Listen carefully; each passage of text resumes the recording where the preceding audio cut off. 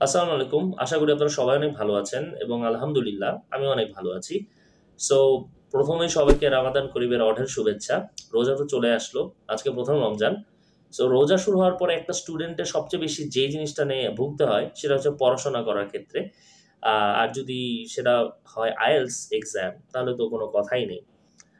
IELTS এর মতো একটা বিগ টাস্ক আসলে আ করার জন্য বা IELTS এর প্রিপারেশনটা নেওয়ার জন্য প্রতিদিন কন্টিনিউয়াস প্রিপারেশন প্রয়োজন হয়। আপনি যদি IELTS এর প্রিপারেশন এ গ্যাপ দেন, তাহলেই হচ্ছে আপনি আ কিছুটা পিছিয়ে পড়বেন। সো রোজার সময়ে সবচেয়ে বেশি চ্যালেঞ্জের মধ্যে আমাদের পড়তে হয় যে কিভাবে আপনি ডে টু ডে কন্টিনিউয়াস হচ্ছে আপনার প্রিপারেশনটা চালিয়ে যাবেন। কারণ রোজার সময় আমাদের হচ্ছে ব্রেন তেমন অ্যাক্টিভ থাকে না। একটু বিশ্রাম নেওয়ার প্রতি আমাদের বেশি প্রবণতা থাকে। তো সেই ক্ষেত্রে আপনি কিভাবে প্রিপারেশনটা নিবেন, সেটা নিয়ে আজকে আমি আপনাদেরকে বলব। আমি যদি পার্সোনালি বলি, ডিউরিং মাই প্রিপারেশন টাইম আমি যে জিনিসটা ফলো করেছি সেটাই আমি আপনাদের সাজেস্ট করব। সেটা হচ্ছে রোজার সময় সকালে যে স্লটটা থাকে সেই স্লটটাকে টার্গেট করার বেশি চেষ্টা করবেন। হ্যাঁ, অবশ্যই। বিশেষ করে সকাল ১০টা থেকে দুপুর ১টা এই টাইমটা। এই টাইমটাতে আপনারা চেষ্টা করবেন ম্যাক্সিমাম প্রিপারেশনটা নিয়ে নেওয়ার রোজার সময়। স্পেশালি লিসেনিং, রিডিং, রাইটিং যেটাতে আমাদের বেশি মাথা খাটাতে হয়, সেই আ ৩ টা মডিউলের প্রিপারেশন আপনারা এই ৩ ঘন্টার মধ্যে করে ফেলবেন ১০টা থেকে ১টা। ১টার পরে বইয়ের সামনেও যাবেন না। কারণ ১টার পর থেকে আমাদের শরীর দুর্বল হওয়া শুরু করবে আসলে। এবং নামাজ থাকে আরো অনেক হচ্ছে অনেক দায়িত্ব থাকে তখন।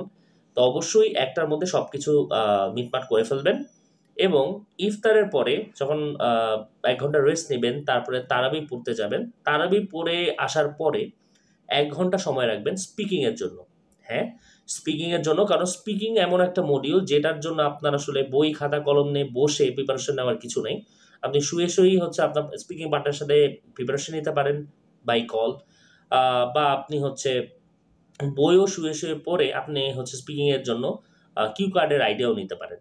সো আমি বলব যে হচ্ছে ইফতারের পরে তারাবির পরে স্পেশালি আপনি ১ ঘন্টা রাখবেন স্পিকিং এর জন্য।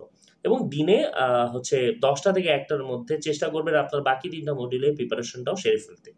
তো এইভাবে যদি আপনি ১ টা মাস রোজার সময় প্রিপারেশন নেন, ১ম আপনার ৪ টা মডিউলই টাচ আপ করা হয়ে যাচ্ছে এবং রোজার সময় ম্যাক্সিমাম প্রিপারেশন বা ইউটিলাইজ আপনি করতে পারবেন এবং আপনার প্রিপারেশনে IELTS প্রিপারেশনেও কোনো ব্যাঘাত ঘটবে না, কোনো গ্যাপও পড়বে না। সো অবশ্যই আমি আশা করব এই রুটিন মেইনটেইন করে আপনারা প্রিপারেশন করবেন। যে রুটিনটা আমি ফলো করেছিলাম আমার প্রিপারেশনের টাইমে এবং আমি খুবই ভালো ইফেক্টিভ একটা রেজাল্ট পেয়েছিলাম। সো আশা করব আপনারা এইভাবেই প্রিপারেশন নিবেন এবং একটা ইফেক্টিভ আউটকাম এখান থেকে বের করবেন।